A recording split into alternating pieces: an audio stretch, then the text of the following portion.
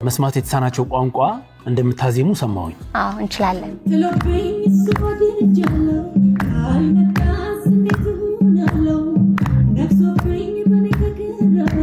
ድምጹን እንዴት ሰማችሁ ድምጹን እንዴት ሰማሹ በቢቱ 1 2 3 ይያልኩኝ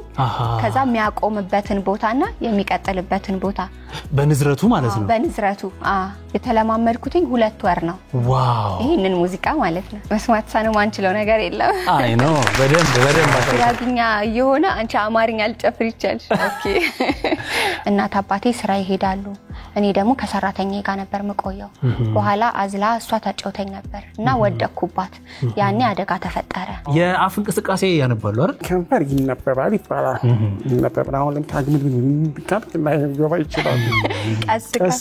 በከንፈር ቀስ ብሎ ምትማሳነ ያለው ሰው ለብስ እንጂ ለብስ አይሆን የተለያዩ ዘፈኖችን ሳይ ምን አለበት እኔ የባህላዊ ጭፈራችዬ ቢሆን ግን መስማት ሳናቸው ይችሉ ይሆን እኔ እንጃ ተስፋ አደርጋለሁ እላለሁ ቤተሰቦቼ ደግሞ ዘፈን ይከለክሉኝ ነበር አይ ታይ ይቅርብሽ ይሉኝ ነበር ታክሲ አሁን እንዴት ነው ያጋጥሙ ነገር አለ እስቲ